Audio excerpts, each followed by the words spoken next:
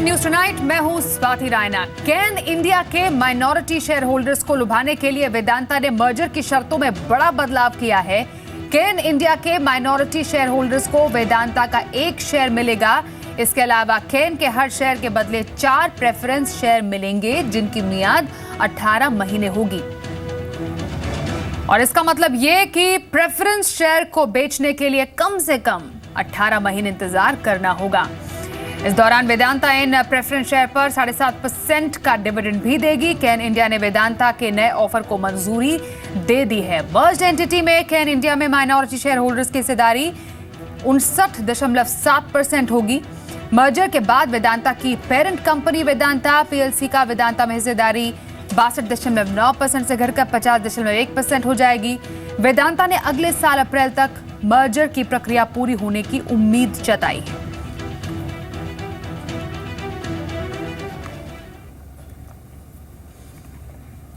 I am very confident that Cain India shareholders will benefit from the exposure to the world-class portfolio that this transaction embodies. These well-diversified assets are not only low cost, but also long life and offer significant embedded growth, which will follow India's industrial growth over the next several years. Cain India shareholders will also benefit from the enhanced free float and trading liquidity of the merged entity. They will benefit from the revised terms announced today, while retaining upside from Cain's strong oil and gas assets. मेरे सहयोगी रजत से बात करते हैं। रजत, आपसे जानना चाहेंगे कि इस मर्जर में जो शर्तों में बदलाव किया गया उसके मायने क्या निकाले जाएं? बिल्कुल, आज वेदांता बोर्ड ने केन इंडिया और वेदांता की जो डील है उसको अंतरिम मंजूरी दी है और इसमें एक ल्यूक्रेटिव ऑफर रखा है शेयर होल्डर्स के लिए। देखिए, जो पहली डील थी उससे हटकर ये डील इसलिए है क्योंकि अब जो स्वैप रेशियो है, केन इंडिया के 1 शेयर के बदले वेदांता का 1 शेयर मिलेगा शेयर होल्डर्स को, और साथ ही साथ 10 रुपये की फेस वैल्यू के 4 प्रेफरेंशियल शेयर्स अलॉट करने की बात है। और इस पे जो कूपन रखा गया वो है 7.5% का। मियाद इसकी 18 महीने है, यानी कि कहीं ना कहीं इस डील को ल्यूक्रेटिव बनाया गया है माइनॉरिटी शेयर होल्डर्स के लिए। अभी भी प्रतिक्रिया आनी बाकी है कि एलआईसी का क्या रिएक्शन होता है, क्योंकि जो डील फंसी थी एलआईसी की वजह से ही, क्योंकि एलआईसी केन इंडिया में 9.06% हिस्सा होल्ड करता है, वेदांता में 3.9% हिस्सा होल्ड करता है, और उसको लगता था कि ये डील इतनी लुक्रेटिव नहीं है, स्वैप रेशियो इतना लुक्रेटिव नहीं है। लेकिन अब जब ये ऑफर को रिवाइज किया गया तो अब एलआईसी का रुख देखना होगा। और कुछ पेज जो अभी भी इस डील के संदर्भ में है उसमें एक टैक्स इशू सेटल करना है केन इंडिया को, पीएलसी का जो टैक्स इशू है वो, और साथ साथ केन इंडिया के बुक्स पे जो कैश है उसका इस्तेमाल कैसे करेगी कंबाइंड एंटिटी, वो एक बहुत बड़ा इशू है जिसके ऊपर अभी मैनेजमेंट क्लैरिटी आनी बाकी है। लेकिन फिर भी मैं कहूँगा कि जो डील है ये माइनॉरिटी शेयर होल्डर्स के पर्सपेक्टिव से पिछले ऑफर के मुकाबले ज़्यादा ल्यूक्रेटिव ऑफर है। रजत, इस पूरी खबर पर अपडेट के लिए आपका। बढ़ते हैं आगे। हाई वैल्यू ट्रांजैक्शन वाले सौदों को लेकर इनकम टैक्स विभाग जिन 7 लाख लोगों को नोटिस जारी करने वाला है उनकी मुश्किलें बढ़ सकती हैं। ऐसे लोगों को बिना पैन वाले बड़े लेन देन का कंफर्मेशन फॉर्म भरना होगा। उन्हें income tax e filing website के जरिए जवाब देना होगा। इनकम टैक्स की चिट्ठी मिलने के 15 दिन के भीतर इन लोगों को जवाब देना होगा। इनकम टैक्स विभाग ने जवाब का टेम्पलेट तैयार किया है। बिना पैन वाले बड़े सौदों की नोटिस में यूनिट ट्रांजैक्शन सीक्वेंस नंबर यानी टीएसएन होगा। हर सौदे के लिए अलग टीएसएन होगा। इसमें प्रॉपर्टी से लेकर बड़े कैश डिपॉजिट और क्रेडिट कार्ड जैसे सौदों का कॉलम भी होगा। सबसे संदिग्ध और बड़े सौदों की चिट्ठी इनकम टैक्स डायरेक्टोरेट भेजेगा और बाकी चिट्ठियां प्रिंसिपल कमिश्नर के जरिए भेजी जाएंगी। ईज ऑफ डूइंग बिजनेस की दिशा में एक और कदम अब बढ़ाते हुए सरकार ने कंपनियों के लिए पैन और टैन 1 दिन में जारी करने की शुरुआत की है। हालांकि 1 दिन में पैन और टैन उन्हीं कंपनियों को जारी होगा जो डिजिटल सिग्नेचर सर्टिफिकेट आधारित एप्लीकेशन जमा करेंगी। वहीं इंडिविजुअल्स आधार बेस्ड ई सिग्नेचर फैसिलिटी के जरिए पैन ले सकते हैं। इससे पैन के अलॉटमेंट में कम समय लगेगा और इसके लिए एनएसडीएल ई-गॉव की वेबसाइट्स पर digital signature certificate application form भी डाल दिया गया है। दरअसल सरकार ऑनलाइन प्रक्रिया को आसान बनाकर पेपर वर्क को खत्म करना चाहती है। अब रेल यात्रियों के लिए खुशखबरी। ट्रेन से सफर करने वाले यात्रियों को अब 1 रुपए में 10 लाख रुपए का बीमा मिलेगा। रेल यात्रियों के लिए ऑप्शनल स्कीम जो है उसको हकीकत में बदलने की तैयारी पूरी हो चुकी है। यात्री आईआरसीटीसी की वेबसाइट पर टिकट बुक कराते समय इंश्योरेंस का विकल्प चुन सकते हैं।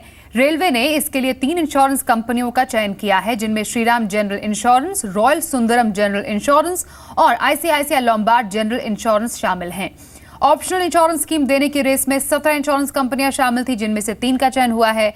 रेलवे ने इंश्योरेंस कंपनी के चयन का जिम्मा IRCTC को सौंपा है और IRCTC ने इंश्योरेंस रेगुलेटर IRDA से एजेंट अप्रूवल की प्रक्रिया शुरू कर दी है। एम्प्लॉयज प्रोविडेंट फंड ऑर्गेनाइजेशन यानी EPFO की अफोर्डेबल हाउसिंग स्कीम के लिए शहरी विकास मंत्रालय और श्रम मंत्रालय के बीच जल्द सहमति बन सकती है। सूत्रों के मुताबिक इस स्कीम के टेक्निकल मुद्दों को लेकर श्रम मंत्रालय विचार कर रहा है। सूत्रों का कहना है कि EPFO की अफोर्डेबल हाउसिंग स्कीम पर सेंट्रल बोर्ड ऑफ ट्रस्टीज की बैठक में सहमति बनाने की कोशिश होगी। 26 जुलाई को CBT की बैठक में हाउसिंग स्कीम पर भी चर्चा हो सकती है। सूत्रों का कहना है कि हाउसिंग प्रोजेक्ट के लिए EPFO जल्द ही एक सब कमेटी बनाने जा रही है। श्रम मंत्रालय चाहता है कि EPFO सदस्यों के लिए अफोर्डेबल हाउसिंग स्कीम का फाइनल स्ट्रक्चर जल्द तैयार करे। आपको बताएं कि EPFO अपने सब्सक्राइबर्स को सस्ती ब्याज दर पर होम लोन देने की योजना बना रही है। कॉल ड्रॉप के मुद्दे पर टेलीकॉम मंत्री टेलीकॉम कंपनियों के CEO से मुलाकात करेंगे और सूत्रों के मुताबिक ये बैठक सोमवार को होगी। बैठक में स्पेक्ट्रम ऑक्शन पर भी चर्चा होने की उम्मीद जताई जा रही है। टेलीकॉम मंत्री बनने के बाद मनोज सिन्हा की कंपनियों के CEO से यह पहली मुलाकात होगी। कॉल ड्रॉप को लेकर सरकार और कंपनियों के बीच काफी दिनों से विवाद रहा है और उम्मीद है कि बैठक में कॉल ड्रॉप पर लगाम लगाने को लेकर चर्चा होगी। वहीं GST पर सहमति बनने के आसार बन रहे हैं। सरकार 1% इंटरस्टेट टैक्स नहीं लगाने की कांग्रेस की मांग मानने को तैयार हो गई है। सूत्रों के मुताबिक 1% इंटरस्टेट टैक्स हटाने के लिए कैबिनेट नोट तैयार कर लिया गया है और जल्द ही कैबिनेट इस पर फैसला भी लेगी। आपको बताएं, सरकार अगले हफ्ते GST बिल राज्यसभा में पेश करेगी। संसदीय कार्य राज्य मंत्री मुख्तार अब्बास नकवी ने कहा कि GST बिल को संसद में चर्चा के लिए लिस्ट कराया गया है। GST बिल लोकसभा में पास हो चुका है, लेकिन कांग्रेस के विरोध के चलते राज्यसभा में अटका हुआ है। संसद के मॉनसून सत्र की शुरुआत से पहले ही सरकार ने कांग्रेस सहित तमाम विपक्षी पार्टियों से बात की थी। राज्यसभा से GST बिल पास होता है तो ये अगले साल 1 अप्रैल से लागू हो जाएगा।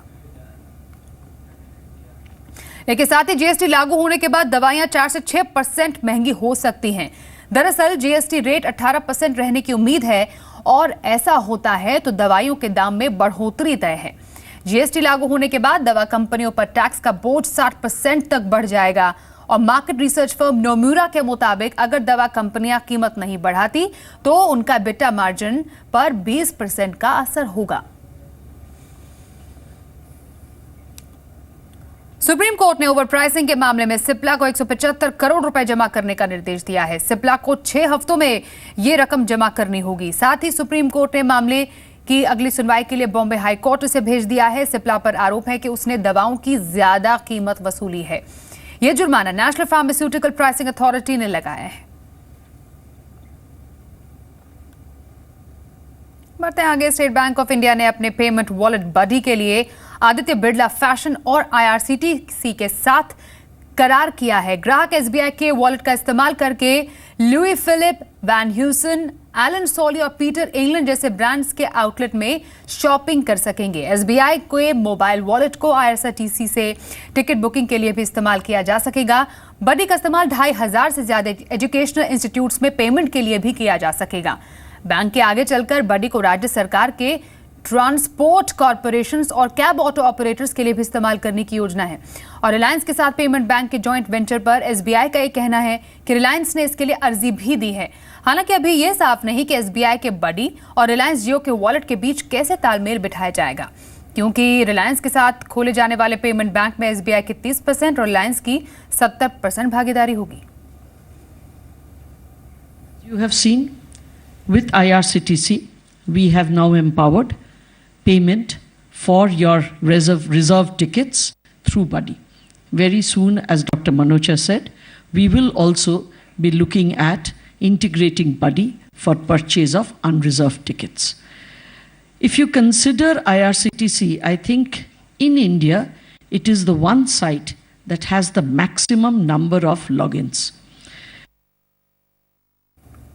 खबर मुंबई से, जहां पर आदर्श सोसाइटी को ढहाने पर फिलहाल रोक लग गई है। आदर्श सोसाइटी को ढहाए जाने के मामले में सुप्रीम कोर्ट ने केंद्र सरकार से कहा कि वो इमारत को अपने कब्जे में लें।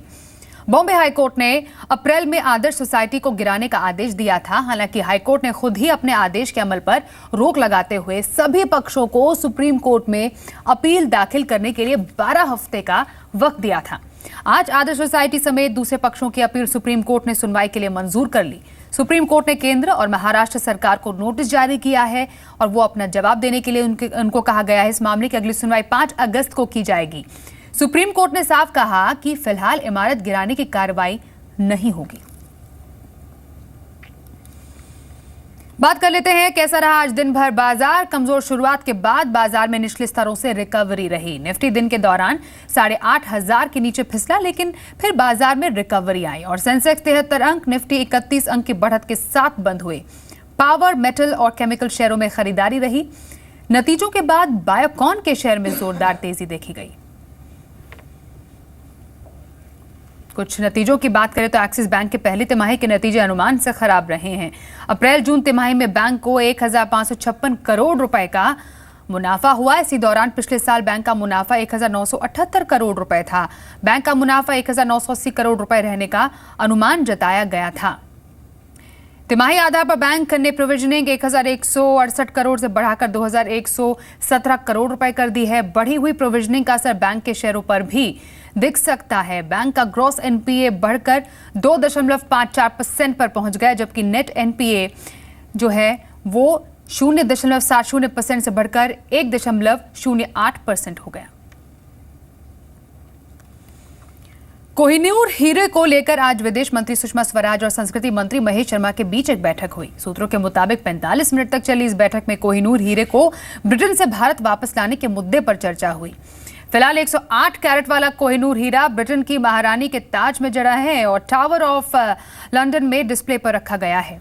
अप्रैल में केंद्र सरकार ने सुप्रीम कोर्ट में कहा था कि ब्रिटिशर्स ने कोहिनूर हीरे को न तो चोरी किया और न ही जबरदस्ती बाहर ले गए, बल्कि पंजाब के शासकों ने कोहिनूर हीरे को ईस्ट इंडिया कंपनी को गिफ्ट के तौर पर दिया था। हालांकि इस पर बवाल होने के बाद सरकार ने कहा था कि कोहिनूर हीरे को वापस लाने की कोशिश हो रही है। ट्रांसपोर्ट मंत्री नितिन गडकरी का कहना है कि सरकार के अगले 5 साल में सड़क और शिपिंग सेक्टर में 25 लाख करोड़ रुपए का निवेश लाने की योजना है। गडकरी के मुताबिक 2 साल के अंदर 3.5 लाख करोड़ रुपए के प्रोजेक्ट के लिए कॉन्ट्रैक्ट दिए गए हैं।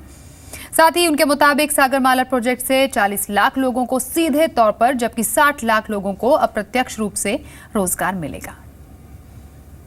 महाराष्ट्र में वर्धा, सिंधी, वहाँ ड्राईपोर्ट बना रहे और मराठवाड़ा जो है वहाँ हम लोग औरंगाबाद के पास जालना में एक ड्राईपोर्ट बना रहे हैं जहाँ 10,000 करोड़ की इन्वेस्टमेंट आ रही है। तो वहाँ का मैंगो होंगे, वहाँ का नासिक का ग्रेप होगा और वहीं से भी ट्रांसपोर्ट होगा। नागपुर का संतरा होगा तो वो इंडिया में भी जाएगा और बाहर भी जाएगा। तो स्वाभाविक रूप से ये सेक्टर देश के विकास में इम्पोर्टेंट। भारतीय वायुसेना के लापता विमान AN-32 का अब तक पता नहीं चल पाया है। इसमें 6 क्रू मेंबर समेत 29 लोग सवार थे। सुबह 8:30 बजे विमान ने चेन्नई के तांबरम एयरपोर्ट से पोर्ट ब्लेयर के लिए उड़ान भरी थी। भारतीय वायुसेना के लापता विमान AN-32 का अब तक पता नहीं चला है। इसमें 6 क्रू मेंबर समेत 29 लोग सवार थे। आज सुबह 8:30 बजे विमान ने चेन्नई के तांबरम एयरपोर्ट से पोर्ट ब्लेयर के लिए उड़ान भरी थी। उड़ान भरने के 16 मिनट बाद विमान का संपर्क टूट गया। इसे सुबह 11:30 बजे पोर्ट ब्लेयर पहुंचना था। ये जो सर्विलेंस एयरक्राफ्ट है, एक चेन्नई से भेजा गया, एक पोर्ट ब्लेयर से भेजा गया और शिप्स भी काफ़ी मात्रा में भेजे गए। लापता AN-32 को ढूंढने के लिए नौसेना, कोस्ट गार्ड और वायुसेना का सर्च ऑपरेशन जारी है। भारतीय वायुसेना अपना सर्च मिशन लॉन्च कर चुके हैं। हमारे C-130 जहाज और AN-32 जहाज इसमें लगे हुए। भारतीय नेवी और कोस्ट गार्ड का भी साथ हमें मिला है। लापता होने के वक्त विमान 30,000 फीट की ऊंचाई पर था। संसद भवन की वीडियोग्राफी के मामले में आम आदमी पार्टी सांसद भगवंत मान मुश्किलों में घिर गए हैं। सभी पार्टियों ने उन्हें बर्खास्त करने की मांग की है। भगवंत मान ने लोकसभा स्पीकर सुमित्रा महाजन के सामने पेश होकर मामले पर सफाई देने की कोशिश की। स्पीकर ने साफ किया कि 2001 में संसद पर हुए हमले में 13 लोगों ने अपनी जान गंवाई थी, इसीलिए मामला गंभीर है। कांग्रेस ने मान को गिरफ्तार करने की मांग की। केंद्रीय मंत्री मुख्तार अब्बास नकवी ने NSA लगाने की वकालत की। इस मुद्दे पर लगातार हंगामे के बीच लोकसभा की कार्रवाई सोमवार तक स्थगित हो गई। राज्यसभा में भी जबरदस्त हंगामा हुआ। I will take decision in the matter। मैं मानती हूँ क्योंकि पार्लियामेंट की सिक्योरिटी के लिए 13 लोगों ने जान गंवाई है। कभी 13 लोगों ने जान गंवाई है। मामला गंभीर है। राष्ट्रीय सुरक्षा से, ये संसद की सुरक्षा से जुड़ा हुआ मुद्दा है, इसलिए उसके खिलाफ कार्रवाई हो और अगर आवश्यक हो तो राष्ट्रीय सुरक्षा कानून के तहत कार्रवाई हो। This member should have been arrested by now. अगर आप एक्शन नहीं लोगे तो सारी पार्टियों के मेंबर्स ऑफ पार्लियामेंट आएंगे और इसको एक मजाक बना देंगे। पंजाब के संगरूर से एएपी सांसद भगवंत मान ने वीडियो पर सफाई दी। अनकंडीशनल इसके लिए माफी का जो एक लेटर है मैंने मैडम स्पीकर को आपने दे दिया, मैंने नोटिस ऑफिस में दे दिया है, उनका तो पहुंच जाएगा। एएपी सांसद भगवंत मान ने गुरुवार को संसद की सिक्योरिटी चेकिंग का वीडियो फेसबुक पर पोस्ट किया। वीडियो में भगवंत मान ने अपने घर से संसद पहुंचने के दौरान सिक्योरिटी चेक पॉइंट्स की जानकारी दी। भगवंत मान संसद के अंदर एंट्री से जुड़ी हर उस बात का खुलासा करते दिखे जिसे सुरक्षा के लिहाज से सार्वजनिक नहीं किया जाता है। यूपी चुनाव से पहले प्रधानमंत्री नरेंद्र मोदी ने पूर्वांचल के लोगों को बड़ी सौगात दी, अखिलेश सरकार पर जमकर हमला बोलकर। पीएम मोदी ने गोरखपुर में अखिल भारतीय आयुर्विज्ञान संस्थान यानी एम्स की आधारशिला रखी। 26 सालों से बंद खाद कारखाने का भी उद्घाटन किया। पीएम मोदी ने गोरखनाथ मंदिर में पूजा की, महंत अवैधनाथ की प्रतिमा का अनावरण किया। पीएम मोदी ने गोरखपुर में रैली को भी संबोधित किया। अखिलेश सरकार पर निशाना साधा, कहा परिवारवाद से राज्य का भला नहीं होने वाला है। ये जातिवाद का जहर, ये परिवारवाद का खेल उत्तर प्रदेश का भला नहीं करेगा। जो विजय यात्रा हर परिवार को संतोष और सुख देने की विजय यात्रा का हिस्सा है, उस विजय यात्रा का आज आपके यहाँ प्रारंभ हुआ है। पीएम मोदी ने केंद्र से पैसे देने के बावजूद यूपी में विकास के काम अटकने का दावा किया। पीएम मोदी के मुताबिक बजट में दिए गए 7,000 करोड़ में से यूपी सरकार सिर्फ 2,850 करोड़ रुपए खर्च कर पाई। पीएम मोदी ने पश्चिमी यूपी में चीनी के बंद पड़े कारखानों को भी दोबारा चालू करने का भरोसा दिया है। आपके घर में रहने वाला हर बच्चा आज गेम का शौकीन है, लेकिन क्या मोबाइल में खेले जाने वाला गेम किसी के लिए इतनी बड़ी मुसीबत लेकर आ सकता है कि उसकी जान तक चली जाए? आपने इसकी कल्पना नहीं की होगी, लेकिन ये सच है। आजकल दुनिया के अधिकतर देशों में मोबाइल गेम पोकेमॉन गो की धूम है, लेकिन जैसे जैसे ये गेम पॉपुलर हो रहा है वैसे वैसे इसके साइड इफेक्ट्स भी सामने आ रहे हैं। एक गेम जो आते ही लोगों के दिलो दिमाग में छा गया, वो गेम जिसने दीवानगी की सारी हदों को पार कर दिया। आज वो गेम ही दुनिया के कई देशों की सिरदर्दी बढ़ा रहा है। पोकेमॉन गो खेलने के चक्कर में हुए हादसों की खबरें दुनिया के कई हिस्सों से आने के बाद हद तो तब हो गई जब इस गेम के चक्कर में ग्वाटेमाला में एक शख्स की जान चली गई। ग्वाटेमाला में 10 साल का जेसन लोपेज अपने 17 साल के कजन डेनियल के साथ पोकेमॉन खेल रहा था। इस दौरान वर्चुअल एनिमल को पकड़ने के चक्कर में उन्होंने एक घर में घुसने का फैसला किया और यही उन्हें भारी पड़ गया। रिपोर्ट्स के मुताबिक जेसन की गोली लगने से मौत हो गई, जबकि डेनियल बुरी तरह जख्मी है। पूरी दुनिया में तेजी से पॉपुलर हुए इस ऑगमेंटेड रियलिटी गेम की वजह से यह पहली मौत है।